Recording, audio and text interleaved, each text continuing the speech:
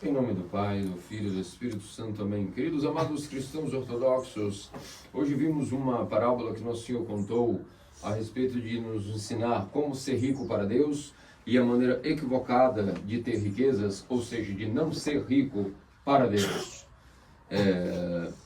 Se houvesse todo tipo de riqueza fosse ruim, certamente muitos dos nossos santos estariam condenados nessa vida, porque de fato foram ricos.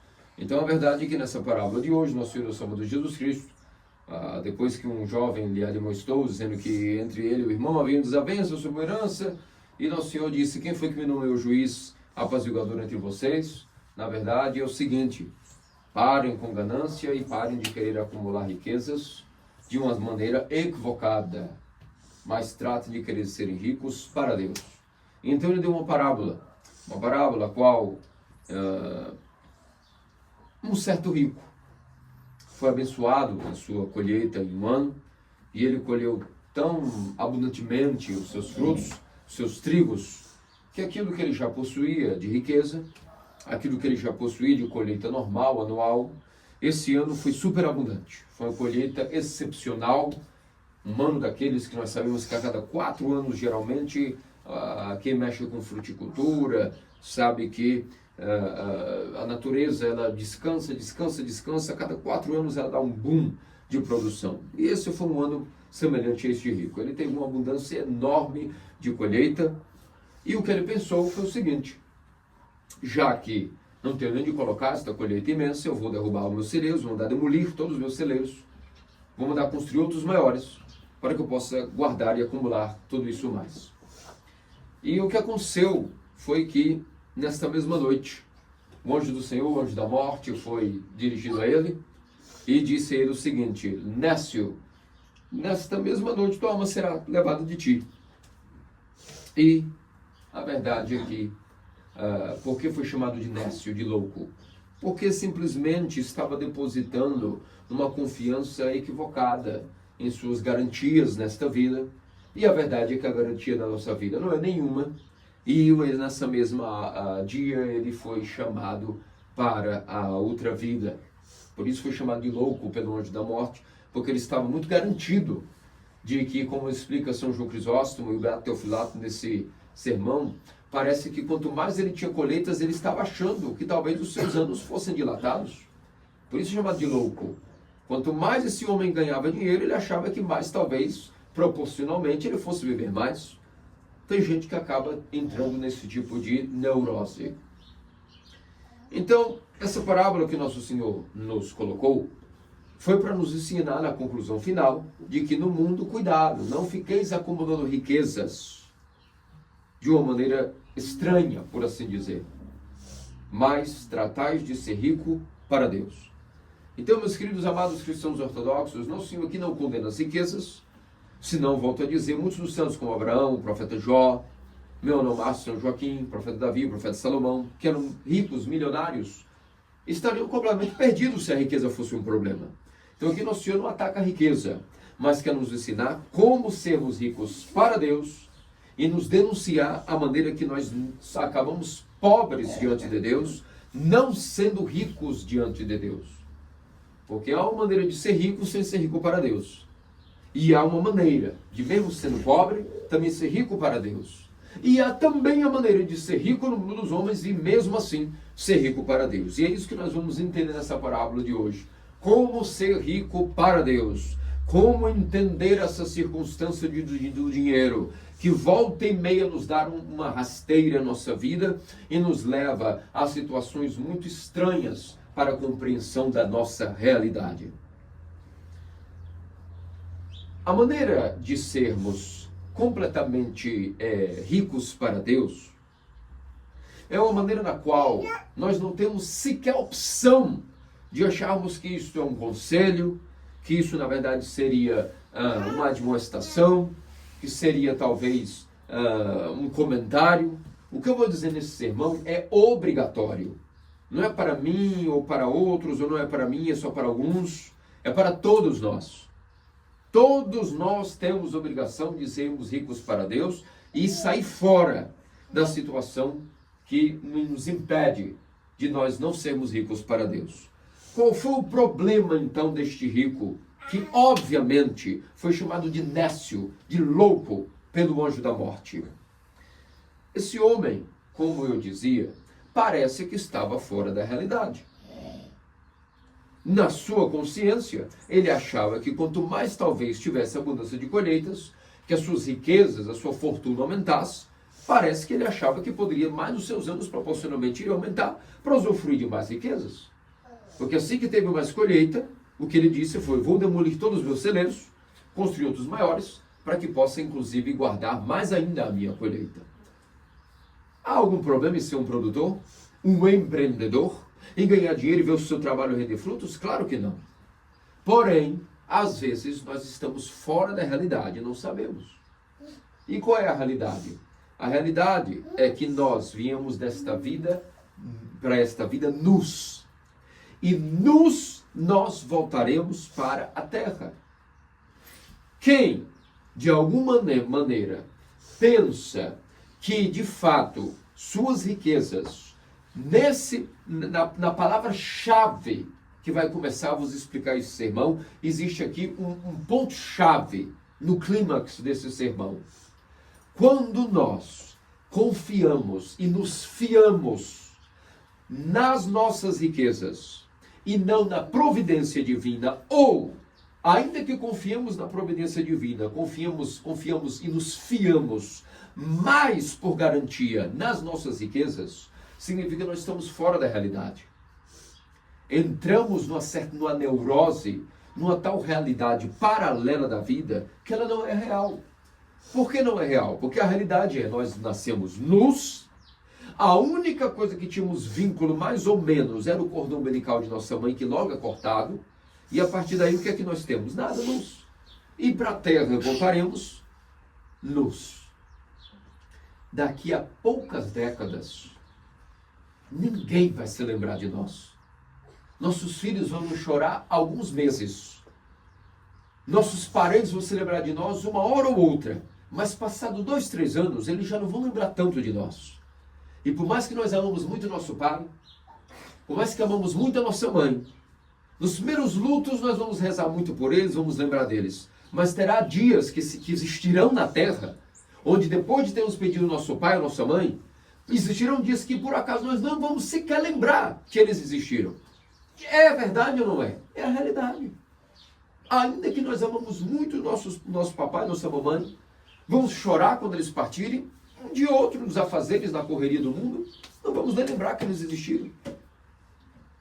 Então, a nossa existência aqui, na realidade verdadeira, é essa. Nossa vida é muito passageira, e garanto que todos vocês, daqui a 2, 3 décadas, muito possivelmente, 4, 5, 6, 7, não passa disso, nós não estaremos aqui.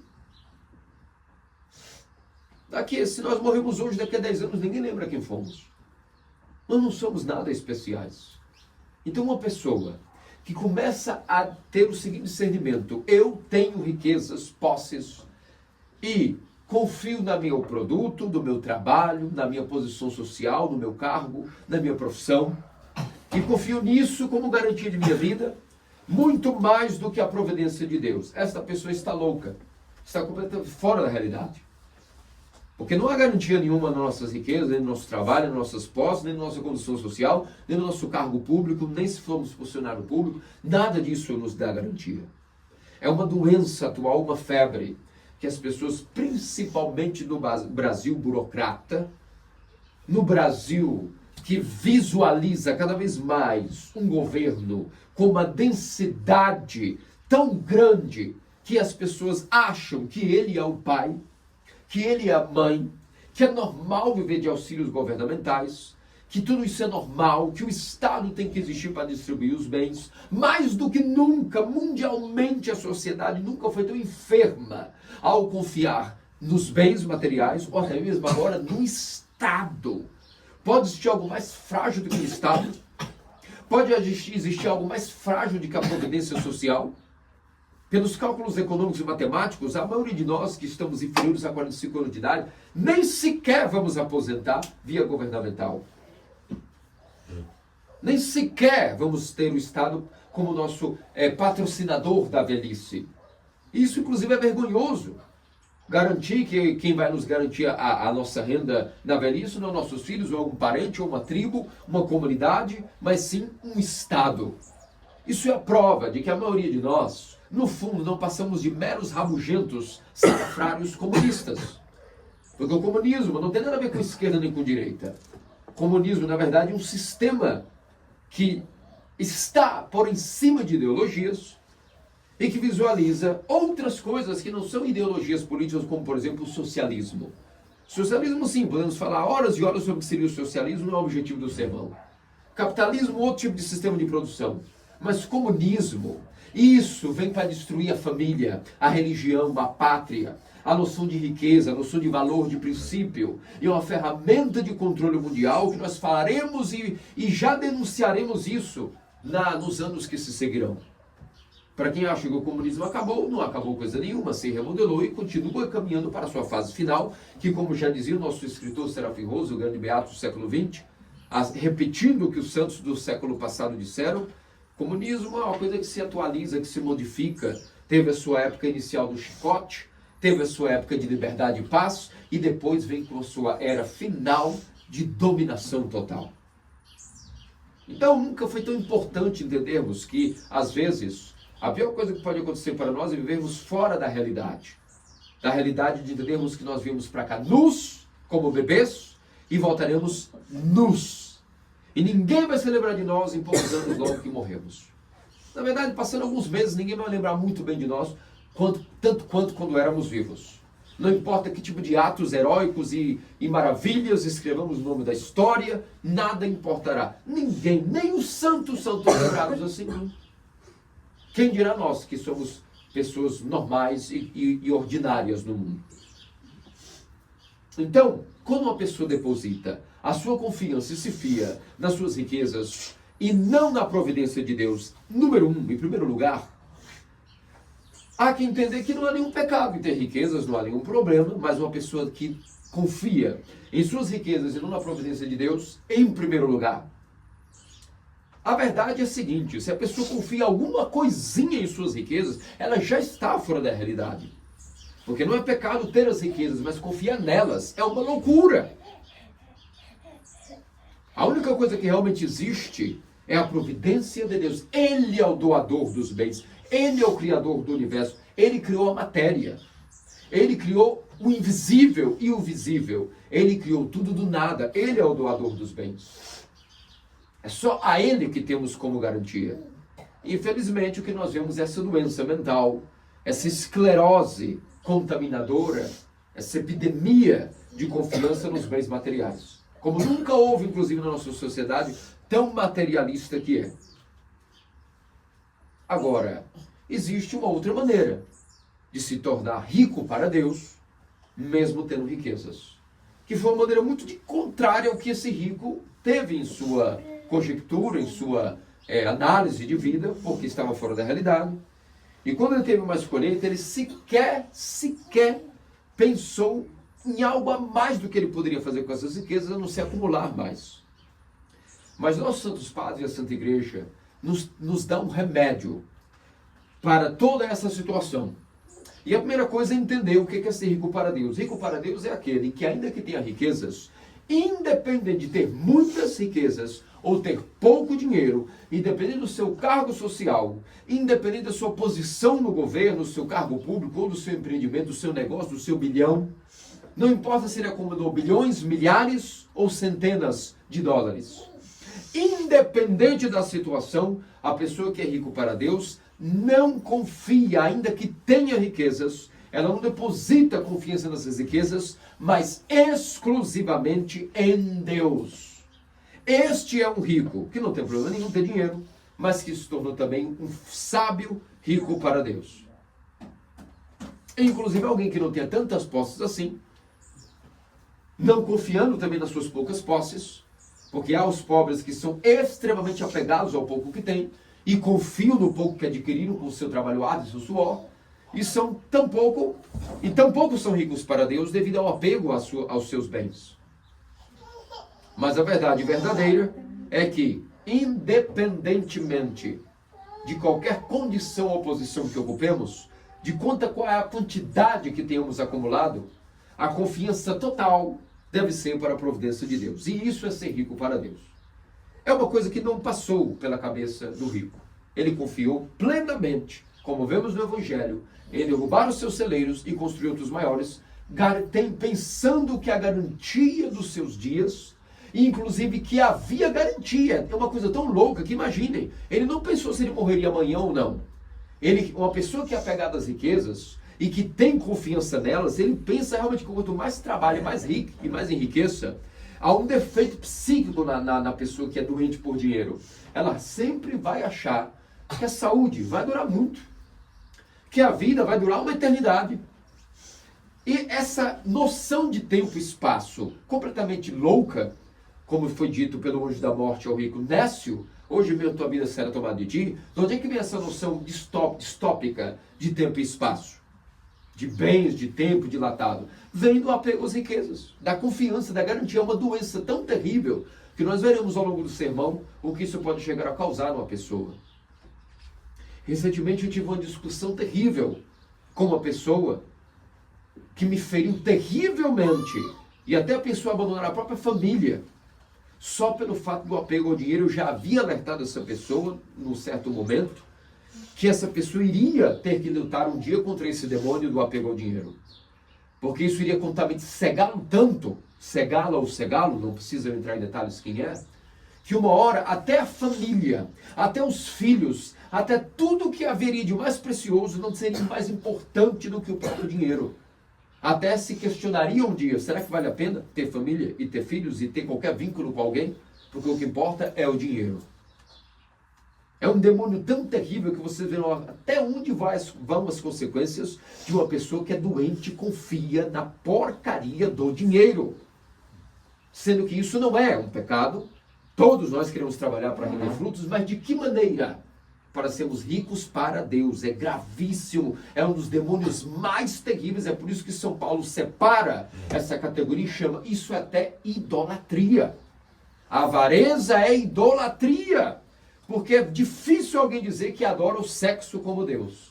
É difícil alguém dizer que adora a vaidade como o próprio Deus. É difícil alguém dizer que não, realmente os meus vícios, as minhas paixões, a minha ira, a minha força bélica, tudo isso para mim substitui o meu Deus. Não, pelo contrário, geralmente quem é irado, quem é fornicador, quem é escravo de todo tipo de pornografia, ou coisas, ou roubo, até o ladrão muitas vezes diz, não, eu não tenho como confiar, porque eu tenho que roubar, tenho que me movimentar, não sei, amanhã pode ser que eu tenha, amanhã pode ser que eu não tenha, eu vou viver hoje. Realmente eu roubo para ser rico, mas eu não tenho garantia, porque eu sou um ladrão, não trabalho, eu sou vagabundo.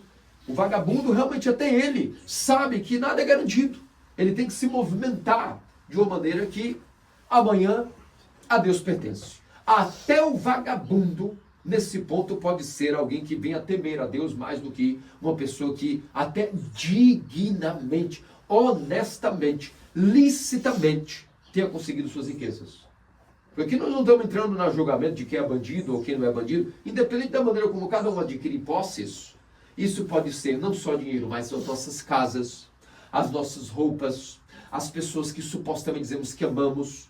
Às vezes uma pessoa é apegadíssima, é neurótica, por uma relação tóxica com alguém. Não suporta ver a pessoa livre, a pessoa não pode respirar, a pessoa não pode ter uma vida particular, porque existe a neurose do ciúme. Às vezes nós confiamos demais na nossa casa. Batalha aí, tem uma casa própria, isso não é garantia. E se Deus ama essa pessoa, ele vai ter que quebrá-la em muitos pedacinhos.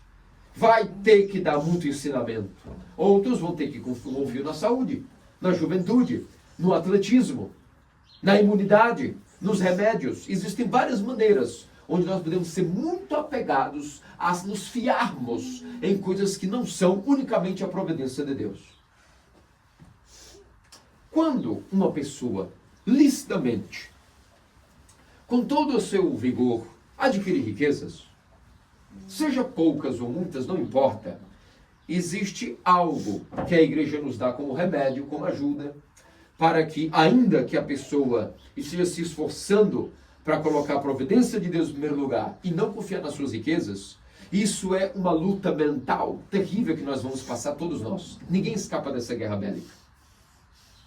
Quantas vezes eu mesmo, servindo no Santo Altar, nessa guerra mental, nessa warfare, desesperado pelos sustentados filhos, dos negócios, da esposa, quantas vezes nós nos debruçamos no altar, pedindo a Deus que nos dê misericórdia, que nos dê sustento, que loucos que somos, no desespero, no medo do amanhã. E quantas vezes, na revelação do Santo Altar, quantas vezes eu mesmo aqui dentro com as portas fechadas, já não tive visitações maravilhosas do próprio Deus, acalmando o pai de família, garantindo que amanhã a ele pertence. Que falaremos sobre a Theotokos, a majestosa soberana? Quantas vezes meus delírios e pensamentos desencorajados, quantas vezes a Theotokos já não se manifestou na minha consciência dizendo, calme, quem tem que resolver as coisas sou eu. Quem fundou a missão fui eu. Quem formou tua família fui eu. A você basta o trabalho de hoje. Basta servir o altar. Amanhã é eu que providencio. Quantas vezes, claro como por uma caneta, por uma carta, nossa mente não recebe essas teorias quando estamos em lágrimas no altar, pedindo força para o dia de amanhã. Às vezes nem tendo para o dia da manhã. Isso acontece com qualquer pessoa. Agora, imagine, é um risco muito grande que nós corremos quando não temos uma fé, quando não temos uma vida espiritual e escorregarmos. E até titubearmos na fé e sermos covardes e pessoas que fraquejam na confiança de Deus. Isso é um pecado grave e há que confessá-lo imediatamente ao Pai espiritual. Se algum momento na nossa vida a gente tem medo de passar fome, a gente tem medo de que amanhã nos falte o que vestir, se a gente tem medo da nossa saúde, a gente deve confessar imediatamente ao Pai espiritual essa neurose.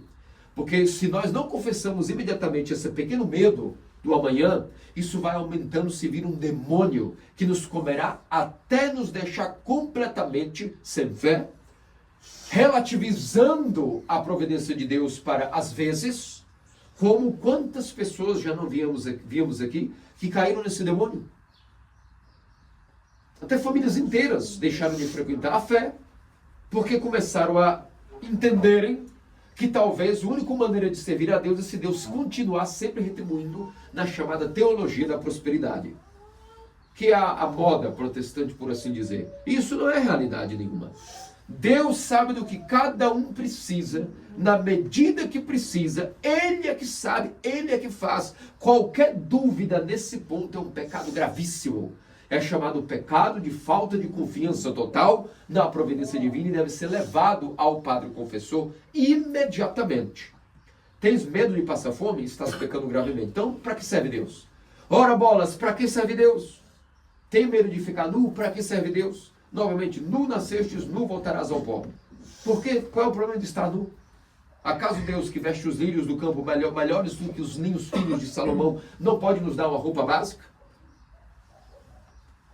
Ou será que é a nossa vaidade que quer uma roupa acima do que não podemos comprar? Ou coisas desnecessárias que nem deveríamos comprar? Então, ainda que a pessoa coloque a providência de Deus número 1 no seu lugar, e em prioridade, em detrimento daquilo que é a confiança nas suas garantias pessoais, casa, bens, casamento, trabalho, carro, seja o que for, existe um remédio, uma ajuda que a Santa Igreja nos deu, a qual não é um conselho, não é um conselho. É uma admoestação? Também não. É um mandamento. É obrigatório. Que mandamento é esse obrigatório que nos protege de cair na tentação de não colocarmos Deus em primeiro lugar e sua providência e não confiarmos absolutamente nada? É o que nos faz estarmos assim como despojados com as riquezas. Ou seja, nós temos os bens, usamos, mas é como se não fosse nada para nós. Qual é o remédio preciosíssimo que a Santa Igreja nos dá como garantia agora de que nós vamos conseguir na nossa mente, no nosso coração, vivermos como nus, ainda que vestidos, ainda que administrando um bem ou outro, mas que isso de fato não signifique nada para nós, no ponto mais puro do nosso coração. Esse remédio, meus amados cristãos ortodoxos, chama-se a esmola. A esmola não é algo que é facultativo, não é algo que é um conselhinho, não é algo que é uma orientação espiritual. É um mandamento. É obrigatório. Quem tem pouco também tem que dar esmola. Quem tem muito também tem que dar esmola. Quem não tem nada, pegue o seu nada e também divida em 2 e dê como esmola também. Isso é um mandamento para todos nós, para eu que sou clérigo, para os monges e para todos vós leigos. Todos temos obrigação de dar esmola. A prova maior disso é que esse rico, não tendo esse mandamento sido observado, poderia ter se livrado rápido dessa punição que ele teve de morrer com os bens transbordantes, sem ter valor nenhum mais para ele.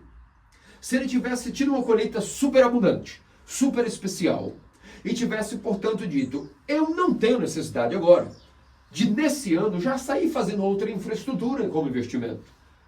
Primeiro eu vou pegar esse excedente da colheita e eu vou distribuir nos maiores estômagos mais rentáveis em empreendedor, em investimento direto, de renda direta que pode existir no mundo, que são os estômagos dos pobres. Por algo Deus me deu um ano super boom. Então significa que é um sinal para mim. Esse ano eu fui mais abençoado para que eu abençoe mais pessoas. Todos nós, Arão, eu, todos os pais de família, futuro Dionísio, experimenta brincar. Não é uma ameaça, é uma verdade. Experimenta brincar um só segundo nesse round com Deus, para ver o que Ele não é capaz de fazer por amor, para mostrar, eu sou ciumento. Você está apaixonado pelas riquezas, eu vou ter que me impor. Vou ter que te mostrar que quem te deu, até que você chegou, até os pelos do seu bigode, quem fez crescer fui eu. Então a sua virilidade, o seu esforço, sua inteligência, quem deu fui eu. Os méritos são meus, que negócios de confiar em outras coisas, senão a mim, ao meu amor, que sei como cuidar de ti, Arão, e te belezar como um príncipe, se for necessário. A Dionísio, se necessário, te elevo como um sultão, se for necessário para você. Eu sei o que é melhor, eu sou seu pai, o seu criador. Igual quando nós dizemos para os filhos, ei, eu sei o que é melhor para ti, só obedeça, silêncio, calado, e é assim. E se o filho é obediente, ele será feliz, porque o pai já viveu mais, ele sabe o que é melhor para cada um. Quem dirá o nosso próprio Criador, que é muito mais sábio que os nossos pais biológicos, os nossos pais de família. Se ele tivesse, portanto, dito, vou guardar o que todo ano já ganho, nos celeiros que já estão, e o excedente eu vou começar a ver na minha região, o que eu posso fazer para melhorar a qualidade de vida da minha região, da minha vila. Talvez os meus funcionários vão trabalhar mais motivados, tudo vai retornar para mim de novo, de certa maneira, porque Deus é o doador dos bens e eu alimentando o estômago dos pobres, tudo retorna para mim de alguma outra maneira, a qual eu não faço caridade, senão pela compaixão, mas eu também sei que Deus não tem olhos fechados. É mandatório, é obrigatório. E a esmola, meus amados cristãos ortodoxos, ela não é um mandamento moral. Não é algo que está dentro da ética do certo e errado. Ela é acima disso. A esmola está no campo da mística. A esmola é algo quando damos na terra, algo movimenta-se nos céus. E eu poderia dar inúmeras citações de santos que nos mostram que é assim que ocorre. Cada gesto que nós damos enquanto somos vivos e damos esmola, há algo que é movimentado no reino dos céus.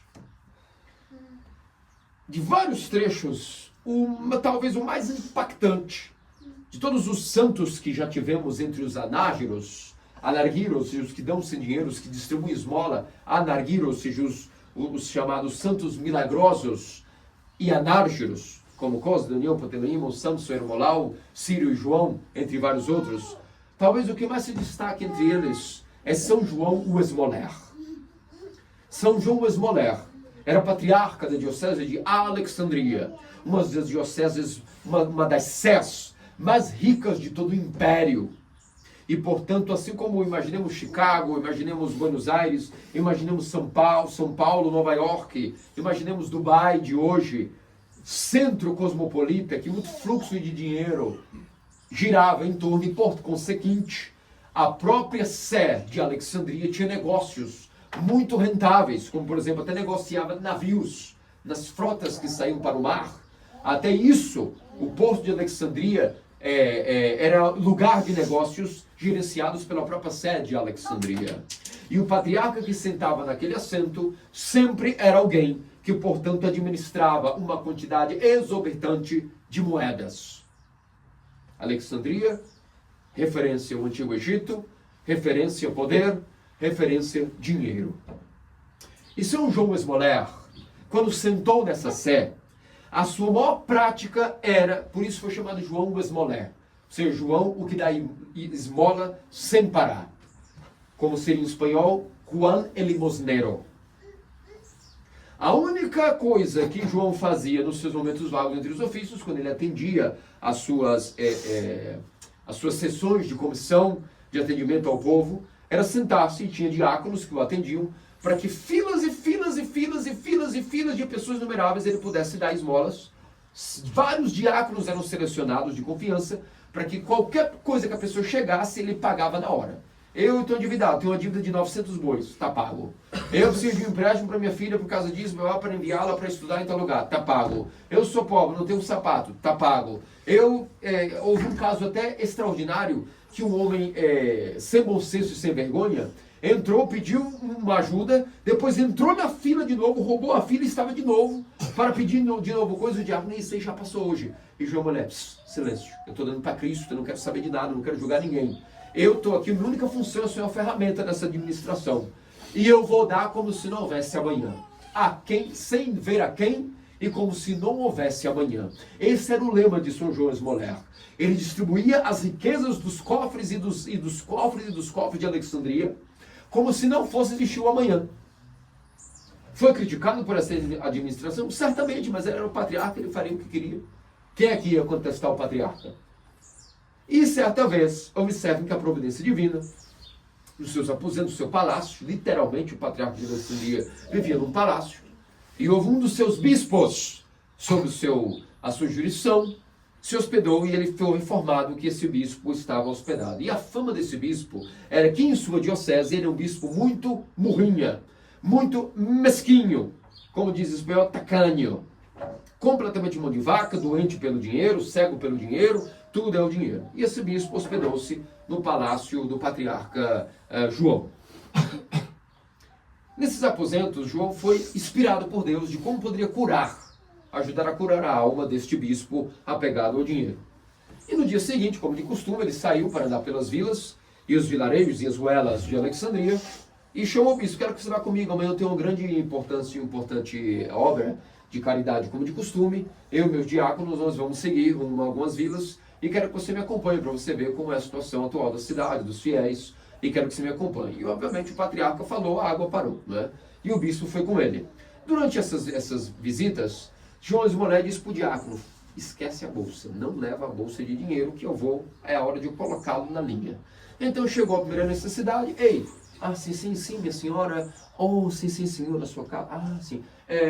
Meu querido bispo, aconteceu um problema, hoje eu esqueci minha bolsa em casa, meu diácono também, que é o guardião da riqueza, do cofre, ele esqueceu em casa, essa senhora precisa de uma certa ajuda, pode me emprestar o seu dinheiro? E completamente constrangido, sem poder dizer nada, o bispo pediu ao seu diácono, esse bispo morrinha mesquinho, que desse justamente a quantia. E o patriarca de Alexandria, a verdade é que perguntou ao bispo: qual quantidade você tem hoje aí de dinheiro? Só para me avaliar até onde a gente pode ir. Eu tenho 1000 moedas de ouro. Ok, não tem problema algum. Vamos lá. É bom que enquanto eu vou andando na cidade, você vai vendo aí seus afazeres. E o bispo: claro que sim. Inclusive, vou aproveitar a companhia do senhor. Está me parecendo ótima essa companhia, porque eu quero levar vários tipos de utensílios de prata para a minha diocese, porque eu quero melhorar meus utensílios na capela, na catedral, as questões dos utensílios eclesiásticos também no palácio que vivo. Então tudo que tem não tem o chamado Tupperware, vamos colocar agora silverware, ou seja, tudo que é de utensílios de prata. O bispo aproveitou: claro, te acompanho, patriarca João, vou fazendo minhas comprinhas de prata aqui. Afinal de contas, Alexandria era muito famosa por esses utensílios disponíveis nas vendas. E no meio do caminho, o patriarca João disse para ele, claro, vamos aproveitar então. Mas quanto mesmo o senhor tem na bolsa, para ele saber até onde eu posso ir, mais ou menos uns 1000 moedas de ouro. Ok, vamos lá. A verdade é que, muito engenhoso que era o patriarca João, todos os lugares que ele foi, ele não deu tempo de que o bispo comprasse nada. E ao final do dia, todas as 1000 moedas de ouro que ele possuía, este bispo, esgotaram-se. Eles voltaram para casa, realizaram as vésperas e foram dormir para no outro dia a liturgia. Pela noite, o bispo João se recolheu em oração e esse bispo também, o patriarca João, se recolheu em oração e esse bispo também. O apego e a doença dele ao dinheiro era tanta que vocês não acreditam o que aconteceu. Ele começou a ter febre. Na presença do patriarca, ele tentava disfarçar com aquela cara de Amélia o constrangimento que estava passando, mas não podia deixar isso muito à tona. Quando ele chegou no seu aposento, febre física, se apoderou de seu corpo a ponto que ele delirava. E o patriarca João foi informado pelo seu diácono, olha, o bispo adoeceu. Alguma coisa aconteceu com ele, ele está ardendo de febre. E ele entendeu pela revelação divina, Deus revelou ao patriarca João, que era um homem santo, de que esse homem era tão doente pelas posses e pelo dinheiro, que até o corpo, de maneira psicossomática, começou a entrar em outro estado de febre. E o bispo João disse, tá bem, eu vou lá, vou tirar ele de ouro, já caiu numa armadilha minha, vai cair na segunda. Vamos lá. Com muito humildezinho, pegou uma velinha, fingiu que havia acabado de fazer uma refeição, bateu na porta do bispo. Ó, como é que o senhor está?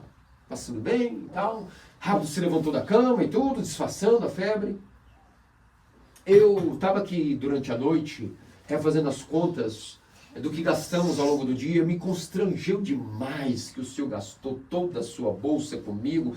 Fui longe demais com as minhas esmolas. Não podia dormir, fiz as contas aqui com o meu diácono. E a verdade é que quero te ressarcir as 1000 moedas de ouro que você gastou. Na hora. E imediatamente ao ouvir isso, o homem levantou-se da cama sem febre, com um sorriso como se tivesse automaticamente não tendo passado por nada. Veja a doença que esse homem tinha ao pegar o dinheiro.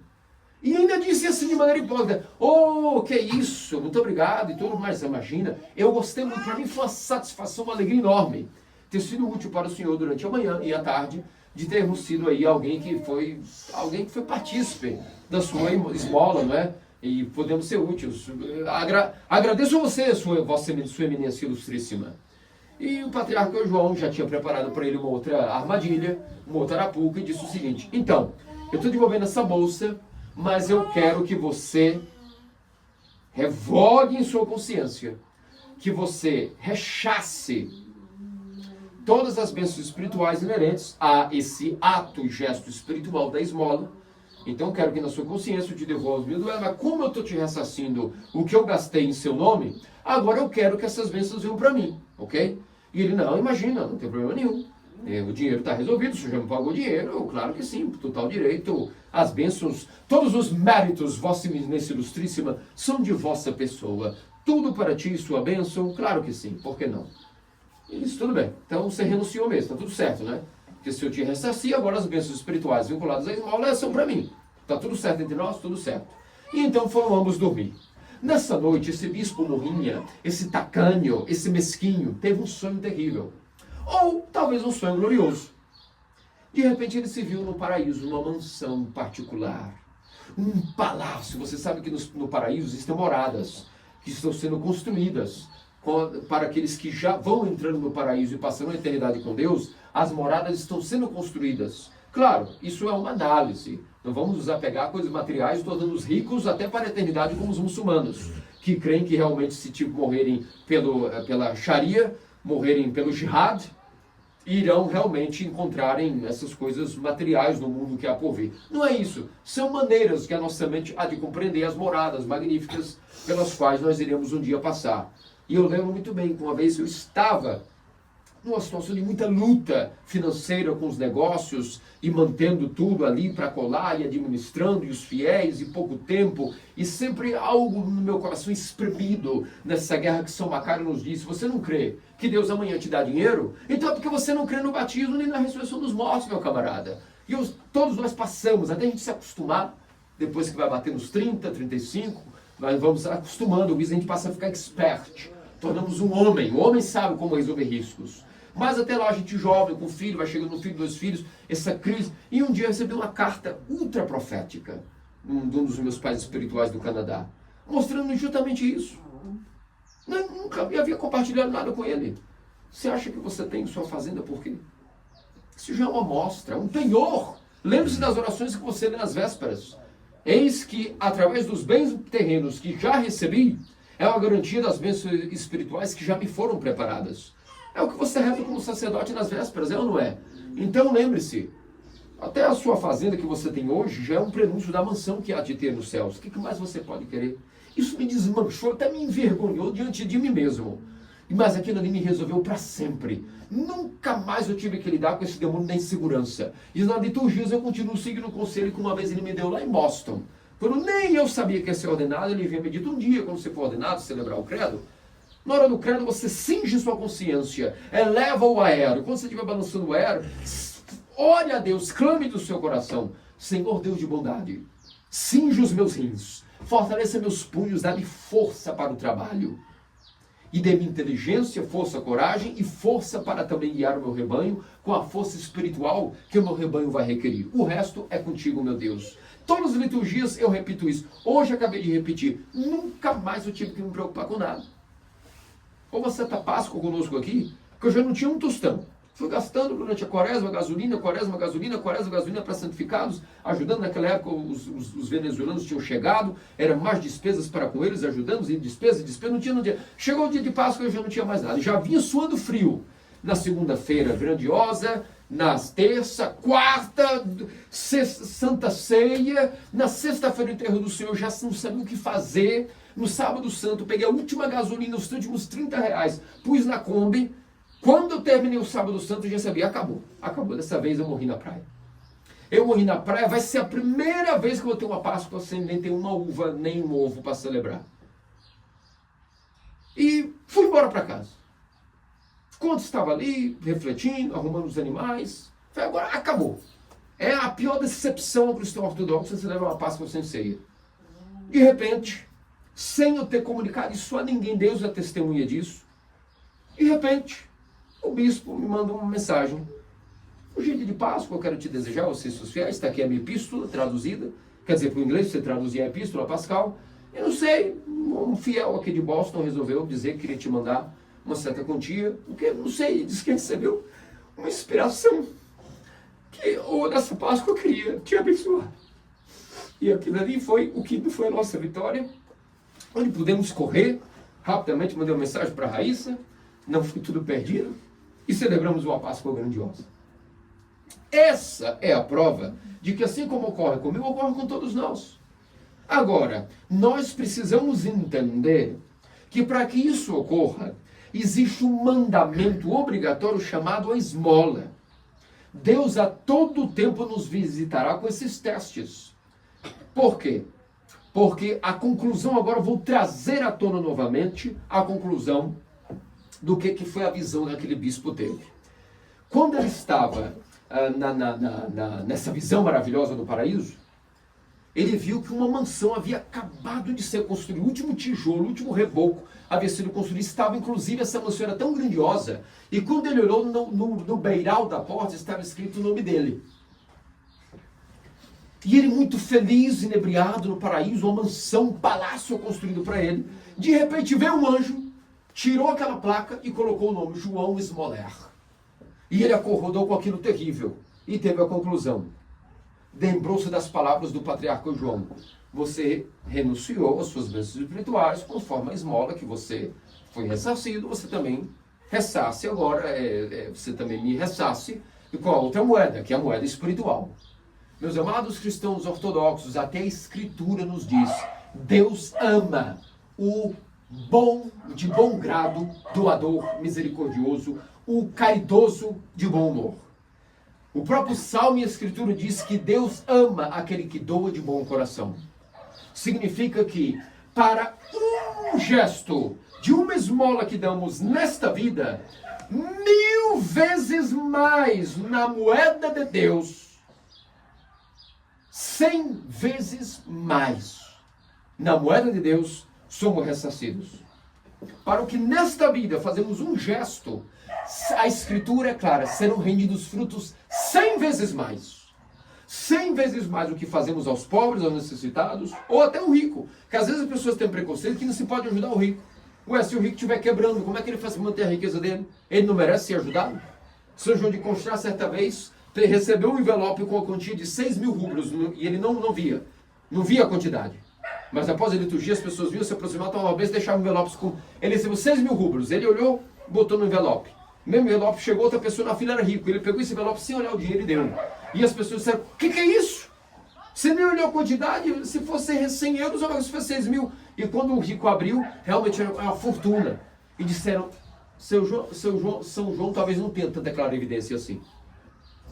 Porque veja bem, fosse para um pobre, a gente não, mas o rico, o que o rico tem a ver com 6.000 euros? E o rico em lágrimas dizia, não, eu dependia dessa dívida para minha fábrica não quebrar amanhã. É exatamente a minha quantia. E São João de Constá, em sua autoclarividência, em suas orações, obrigou, vamos dizer assim, um fiel dessa quantia, pelas suas orações, que era a quantia de ele poder salvar a família de um rico. E esse rico depois, com certeza, iria ajudar outros pobres, e a economia da Rússia tem que funcionar. Ou é que nós estamos já na Rússia comunista, não é?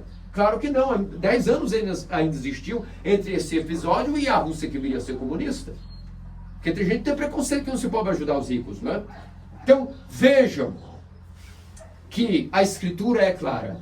Cada gesto que damos nesta vida, na outra, 100 vezes mais, seremos recompensados num tipo de conta bancária espiritual, que é o mistério de Deus. Evidentemente, ninguém aqui, por favor, não vai achar que vai começar a ajudar as pessoas lá na consciência, querendo ter algo em troca de Deus. Porque Deus tem olhos bem vivos. E Ele sabe como nós quando fazemos as coisas, querendo burlá-lo. E Deus odeia quem tenta burlá-lo.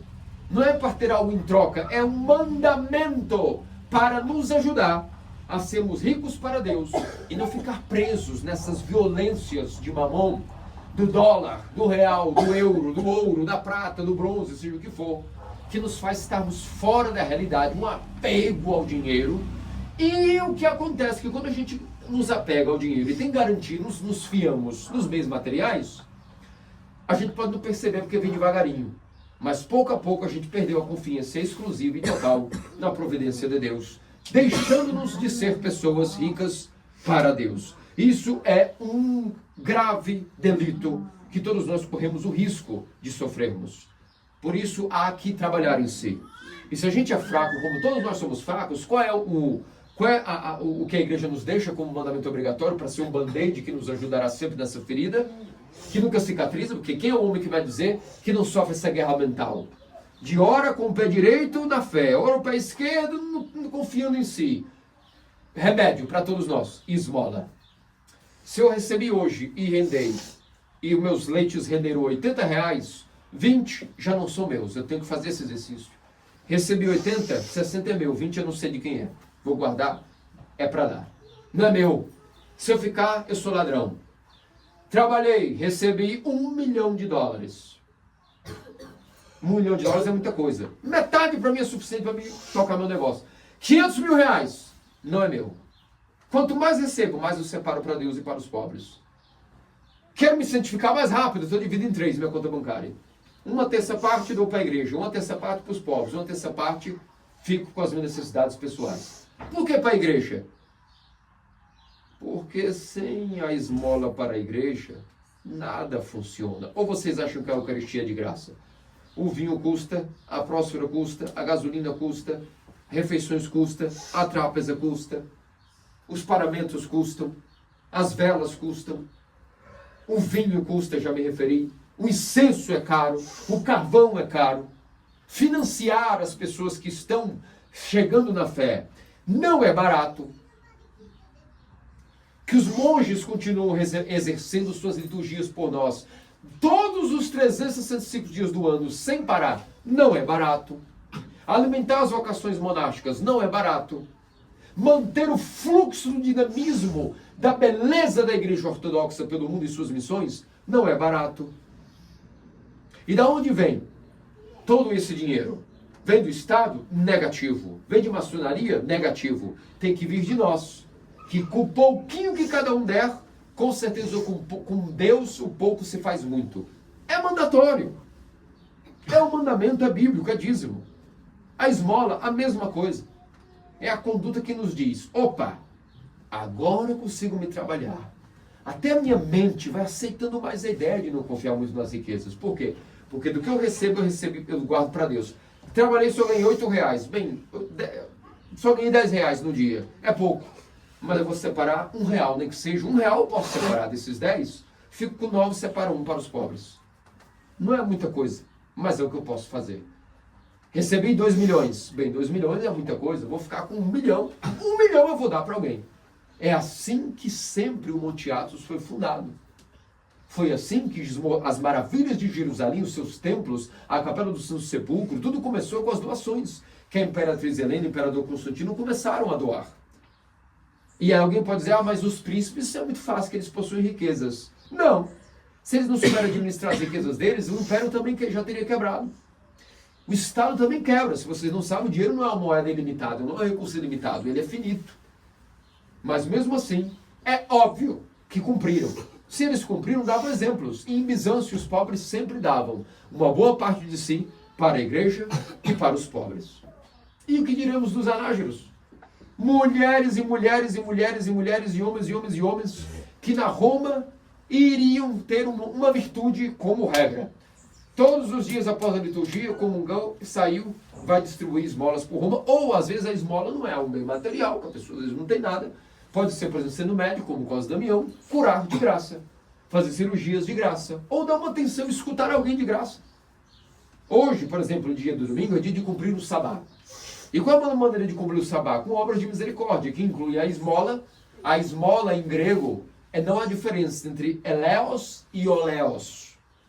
Significa que até os gregos, no seu idioma, não acham diferença entre você colocar, Arão, toma aqui R$50 para você de coração. Ou eu pegar o óleo e derramar e ungí-lo com o óleo da alegria, o óleo do crisma, o óleo das bênçãos. Ungir a cabeça dos pobres com o óleo da alegria. Ou curar os enfermos com a unção dos santos óleos. Eleos, oleos. Tanto faz como tanto fez. E tudo isso em grego é sinônimo de misericórdia. Oleos, eleos, kiri eleison.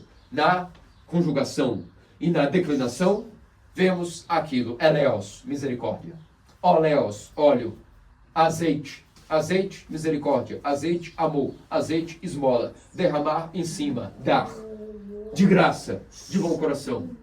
Para Deus. Ser rico para Deus. Viram os sinônimos como tudo está amarrado? Como é bom quando escutamos o Evangelho dessa maneira, que nos faz ter alegria, benfazeja, em saber exatamente como conduzir a nossa vida dentro da realidade. Não nascemos para o pó, não voltaremos, para não sermos pobres, mesquinhos, mas ricos para Deus, o mandamento da esmola. Poderia reivindicar também a vida de São Filareto, o misericordioso, que chegou a dar tudo, até que sua esposa disse, você é louco. E ele se afastou, até o último que sobrou, de todo o seu rebanho, de toda a sua fortuna, a única coisa que sobrou foi a sua última vaca. De um homem cheio de rebanhos, cheio de posses, tudo ele foi dando. Sobrou a última vaca leiteira, com filhas para sustentar a esposa. A esposa disse, você é louco. Até parece que Deus aprovaria tal conduta, mas chegou uma pessoa na porta de casa, quando faltou a última vaca, destituído de todas as posses, chegou de pessoa, meu rebanho quebrou, não tenho sustento da minha família. São Filareto, leva a vaca, que é o que você pode fazer sustento. E ele ficou sem nada. E a esposa disse, louco, o que a gente vai esperar de você? Você é louco! É a iminência do divórcio. Você faliu a família dando a esmola aos pobres de maneira até que não restou mais nada. E São Filareto, misericordioso, firme, forte, cheio de Deus. Não demorou um dia, passou uma comitiva de Bizâncio. E lá estavam querendo escolher nada mais, nada menos do que uma noiva para o futuro imperador. O príncipe que iria ascender ao trono de toda a Ecumênia. E adivinha de todas as meninas do império, qual que a futura sogra, imperatriz regente, mãe do futuro príncipe, se namorou, escolheu e viu que era virtuosa em beleza física e em beleza espiritual e colocou como candidata especial ao seu filho uma das filhas chamada Maria, de São Filareto Misericordioso. E como pagamento e restituição por ceder a filha ao império, ele recebeu uma fortuna inumerável.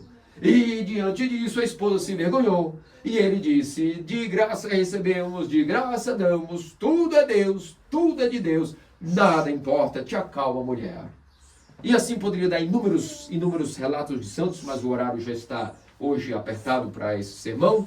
Creio que é o suficiente. Por isso, meus amados cristãos ortodoxos, pensamos a nossa Teotocos e sempre Virgem Maria, soberana Mãe de Deus, que nos dê a graça de não cairmos nessas tentações malucas do mundo, a frênese das paixões, o fluxo do mundo, que nos deixa completamente fora da realidade. Lembremos-nos do que Deus nos deu a garantia, de que não voltaremos, não nascemos, não voltaremos ao pó, essa é a única garantia, mas que, mesmo assim, existe uma coisa muito maior do que o nosso trabalho, nossa força, nossa riqueza, que é a sua providência divina. Que diz nosso Senhor Deus Salvador de Jesus Cristo, façam dignos pelas noções do Supremo Momento, Teotocos sempre Virgem Maria e todos os santos. Amém.